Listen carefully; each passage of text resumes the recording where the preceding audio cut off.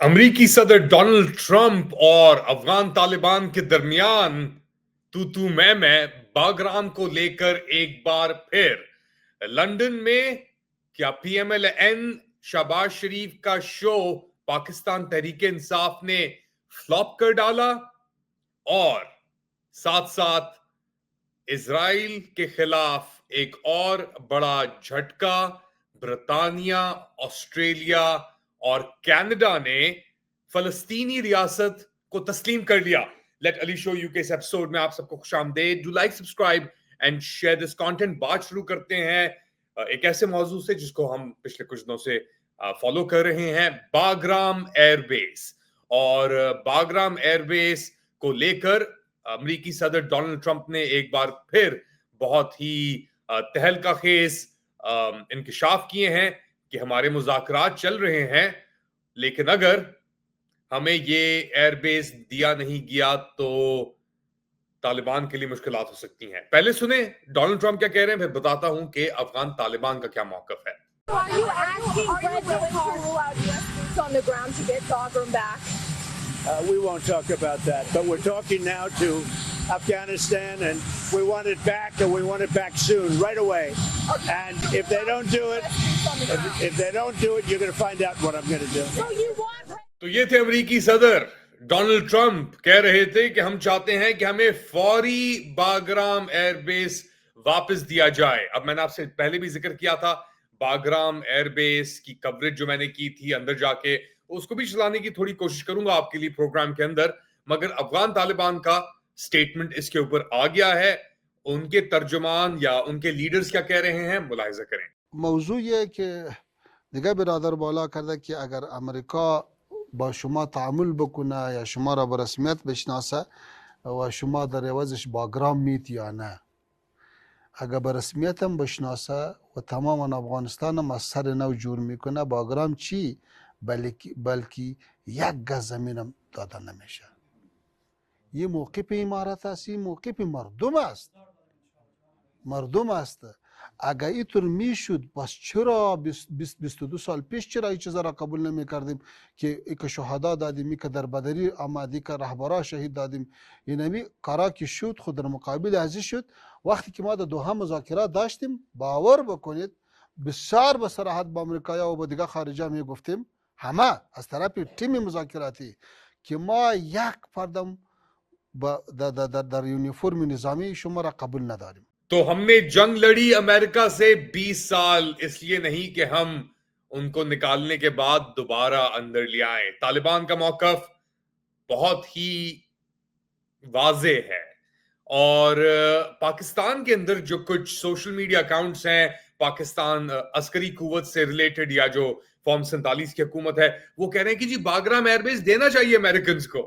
ये इन लोगों का हाल है।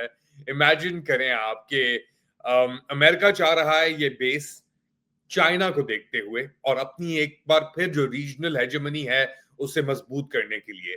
पाकिस्तान बिल्कुल अमेरिका की गोद में आके बैठ गया है। गोद में क्या, कहीं भी उसको मौका मिल गया है बैठने का, अंदर बाहर ऊपर नीचे पाकिस्तान सॉलिडली बैठा हुआ है। और अब तड़ियां दिखाई जा रही हैं, आंखें दिखाई जा रही हैं अफगान तालिबान को कि अगर हमें ये बेस नहीं दिया तो हम तुम्हारे साथ, तुम भी नहीं जानते क्या कर देंगे, क्या कर पाएंगे।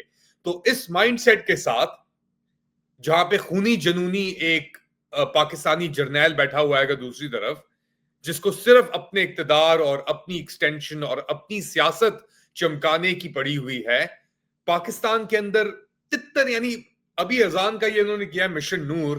पहले तो अफवाहें चलाई गई कि जी ये तो कादियानी साजिश है, ये तो कादियानी घुसे हुए हैं इसके अंदर, उनका मिशन है, ये अजान देना उनका मिशन है। जब वो फ्लॉप हो गया तो फिर हटकंडे चलाए गए कि जी आप पीटीआई लीडर्स को उकसाया गया। फिर उसके बाद जब इतने लोगों ने, लाखों की तादाद के अंदर वीडियोस पोस्ट हुई, तो बस आप खुद ही अंदाजा लगा लें कि ये इन लोगों के लिए आजान देना भी, जो हमारी क्रीड है हुक्म आजान, वो भी एक कादियानी साजिश है इन लोगों के लिए। इन लोगों का माइंडसेट है। तो खैर वो तो एक अलग इशू है, उसको बाद में हम डिस्कस करते रहेंगे। मगर इस मौजू को लेकर अफगान तालिबान और अमेरिका के दरमियान ये जो बागराम का एक बार फिर उठाया गया है, जो एक भड़क मारी है डोनाल्ड ट्रंप ने कि हम बागराम हम चाहते हैं, हमारी बात चल रही है, और ये भी अफवाहें आ रही थी कि जी अफगान तालिबान $1 अरब मांग रहे हैं महीने का, हम 300 मिलियन देने के लिए तैयार हैं। ये सब बकवासियां चल रही है, मौजू हो रहा है इसके ऊपर। अफगान तालिबान ऑब्वियसली अभी भी उनके ऊपर सैंक्शंस मौजूद हैं। कोई $7 अरब उनके जो हैं अमरीकी बैंक्स के अंदर अफगानिस्तान की जो अपनी वो थी वो पड़ी हुई है, उसको बांटने का भी एक हुक्म आया था कि जी 9/11 के जो विक्टिम्स की फैमिलीज थी उन्हें दे दें। तो अमेरिका हर तरफ से अफगान तालिबान के ऊपर यूं प्रेशर डाल रहा है, दूसरी तरफ से वो खलीलजाद को और एडम बोलर को भेज रहा है, प्रिजनर रिलीज भी हो रहे हैं। तो बहुत लेवल्स पे चीज चल रही है, मगर जिस तरह हम जानते हैं कि हर चीज जो ये लोग करते हैं उसके अंदर, ट्रम्प जो करता है उसके अंदर एक कंफ्यूजन मौजूद है, उसके अंदर एक कंफ्यूज्ड माइंडसेट मौजूद है। और इस कंफ्यूज माइंडसेट को ही लेकर अगर हम देखें कि फलस्तीन के साथ क्या हो रहा है, इतनी कंफ्यूजन क्रिएट कर दी गई है, इतनी कंफ्यूजन क्रिएट कर दी गई है कि अब आपको समझ नहीं आ रहा कि यार लाइव स्ट्रीम हो रही है अभी भी, सहाफी मार दिए गए हैं, मगर एक रोशनी की आज किरण आई है। आज यानी 21 सितंबर, आज तो नहीं, यानी 24 घंटे पहले आई है ये खबर कि ब्रिटानिया, ऑस्ट्रेलिया और कनाडा ने फलस्तीनी रियासत को तस्लीम कर लिया है। और यही उनका मौकफ था कि हम कर लेंगे अगर सिचुएशन तब्दील नहीं हुई। सिचुएशन तब्दील तो खैर दूर की बात है, लेकिन बद से बदतर जरूर हो रही है।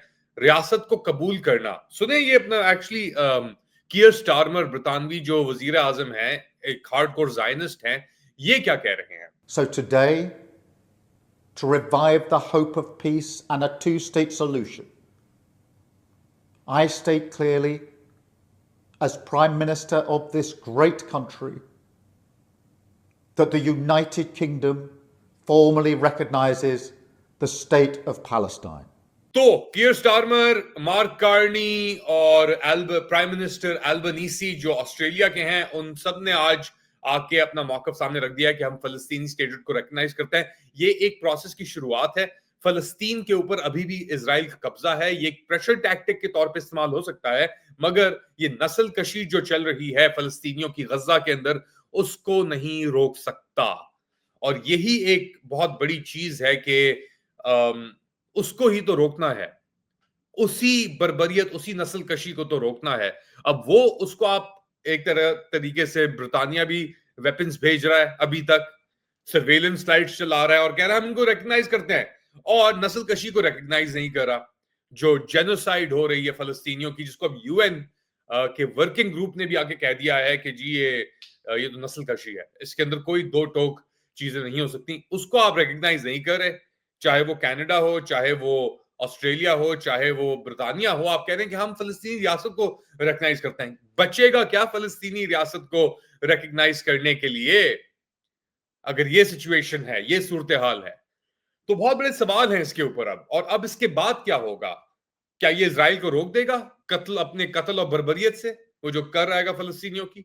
नहीं, एक स्टॉप गैप, कि जब तक ये चीज मुकम्मल होगी कि हाँ वो तो नस्ल कशी कर दी इजराइल ने, ये अगर 3 ममालिक नहीं मानते तो क्या कब मानेंगे फिर? ये एक सवाल, बहुत अहम सवाल है, और ऑब्वियसली हमारे पास जवाब इसके हमारे पास मौजूद नहीं है।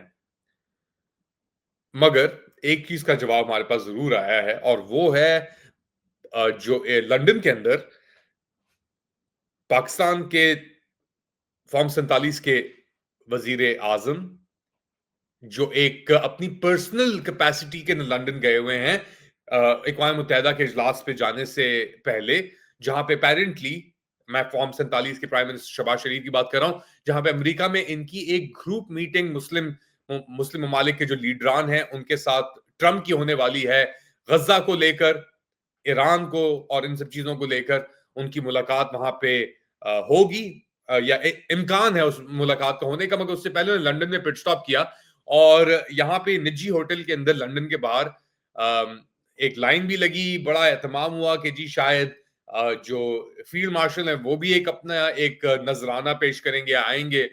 तो ये तो नहीं हुआ। ये गैदरिंग जो थी, ये सैयद कमर रजा एक साहब हैं, उन्होंने एक होटल के अंदर अरेंज कराई थी। बड़ी स्क्रीन्स भी लगी थी, टेबल्स भी लगे थे, मगर लोग इतने नहीं आए। यानी कुछ 100-150 के करीब लोग थे। एहतमाम किया था 500-600 लोगों का। और खैर अगर देखा जाए उसको, तो ये सैयद कमर रजा साहब जो है, इन्होंने अरेंजमेंट की, और फिर इनकी एक तरीके से अरेंजमेंट अच्छी भी रही। मगर उसके बावजूद पाकिस्तान तहरीक इंसाफ के कारकुनान, सपोर्टर्स होटल के बाहर पहुंचे और एक झड़प भी हुई एक आध जगह के ऊपर। मगर ऑब्वियसली इतने लोग नहीं आए जितनी तवक्को की गई थी। एक वेन्यू का इशू चल रहा था कि कहाँ होना है, कहाँ नहीं होना, फिर टाइमिंग का इशू चल रहा था। तो खैर कुछ ना कुछ करके हो ही गया। और अंदर ये ग्रोवनर होटल के अंदर एक ग्रेट रूम है, वहां पे ये एहतमाम हुआ था। और ज्यादातर टोपीबाज, ड्रामेबाज जो अंकल हैं, पटवारी टाइप्स, आपको यूके में मिलते हैं। उनके पास और कोई काम नहीं, अपनी तोंदे निकाल के और ओवरग्रोन बच्चों के साथ, अपने जो 45 ईयर ओल्ड जो इनके दिमाग होता है, जिनका 5-6 साल, उनके साथ ये पहुंच जाते हैं पटवार खाना लेकर अपना। ये बेसिकली एक सिम्टम है, क्योंकि ये अंकल्स जो हैं ये इवॉल्व नहीं कर पाए। इनके वालिदैन आए थे ब्रितानिया, या ये खुद आए थे ब्रितानिया, और माइंडसेट जो इनका है वो पटवार खाने के अंदर। एक तो अंकल क्वींस या किंग्स इंग्लिश भी बोल रहा था, what are you doing, what are you doing, मगर उसके जो माइंडसेट था अंकल का, वो बिल्कुल ही पटवार खाने का माइंडसेट था। के ऊपर उसकी क्लिप भी चली, एक बंदा यानी वहां पे पहुंचा हुआ था इनके खिलाफ एहतजाज करने के लिए।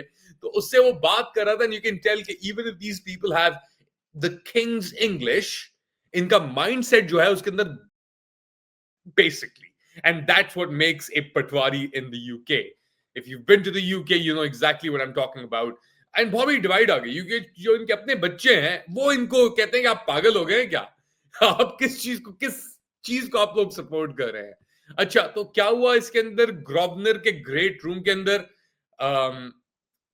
सीएम शहबाज शरीफ आए। वो अपनी थकी भी अपनी जो उनके शेर शायरी उन्होंने कुछ करने की कोशिश की इन्होंने, क्योंकि आप पढ़े लिखे तो ये लोग वैसे ही नहीं, आप जानते हैं। सूट अच्छा पहनने से, टाइट फिटिंग और छोटे मियां नवाब बनने से आपकी अकल में कोई फर्क नहीं आता। आपको फिर पेडेस्टल पे उठा के छोटे मियां को एक बूट के जरिए ही इक्तिदार में लेके आना पड़ा। तो ये बेसिकली पटवारियों का जो दिल है, वो भी उनके दिमाग कहां से चलता है, खाने का एहतमाम भी किया। अच्छा, इसके बाद इसहाक डार साहब का भी मौका आया, उन्होंने भी आके बोला। फिर उसके बाद डिफेंस मिनिस्टर ख्वाजा आसिफ ने भी आगे बात की। और हाइब्रिड जो रूल है उसके ऊपर भी उन्होंने अपने फलसफे झाड़े कि उन्होंने जो किए पिछले कुछ दिनों में। ये न्यूक्लियर जो अम्ब्रेला है, बाय द वे, इसके ऊपर आके एक रुकावट बनी हुई है, कि अभी ये डील साइन करके आए ना, ये स्ट्रेटेजिक डिफेंस पैक्ट जो इन्होंने साइन किया है सऊदी अरब के साथ, उसके ऊपर एक रोला बना हुआ है, जो बताया जा रहा है पाकिस्तान के अंदर हमारे साथियों को, कॉलीग्स जो साबिका जर्नलिस्ट आप कह लें, कि ये खबर आपने नहीं लगानी कि न्यूक्लियर अम्ब्रेला एक्सटेंड हो गई है सऊदी अरब तक। ये न्यूक्लियर अम्ब्रेला वाला जो हिसाब है, इसको आपने नहीं लगाना। ख्वाजा आसिफ ने आके ये कहा था, वो भंड, फिर उसके बाद एक बैकलैश आया, कहां से आया वो आप खुद ही अंदाजा लगा सकते हैं, और फिर क्या हुआ नहीं हुआ। तो ख्वाजा आसिफ के बाद बात की सालिक हुसैन, सलक कहते हैं, एक टर्किश के अंदर एक वर्ड है सलक बेसिकली आप कहते हैं किसी इडियट को जो अपने बिल्कुल ही ज़हनी तवाज़ुन खो चुका हो। तो ओवरसीज पाकिस्तानी मिनिस्टर है सालिक हुसैन, और उन्होंने भी अपना फलसफा थोड़ा कम रखा, मगर फिर नारेबाजियां भी हुई अंदर, और फिर बेसिकली जो हुआ सो हुआ, नहीं हुआ ना सही। ये क्यों है लोग वहां पे, किस लिए हैं, ये क्या एक नया लंदन प्लान बनाया जा रहा है, इसमें भी बहुत सवालात हैं। अच्छा, एक इंटरेस्टिंग झड़प हुई बाहर, इंटरेक्शन हुई, वो दिखाता हूं, फिर इख्तिताम पे लेके जाते हैं बात को।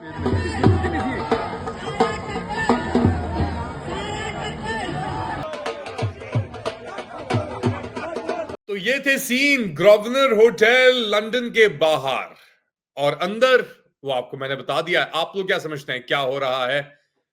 बताएं मुझे कमेंट सेक्शन के अंदर. Do like, subscribe and share this content. थोड़ी देर बाद दोबारा हाजिर होऊंगा अपडेट के साथ. तब तक के लिए अल्लाह हाफिज.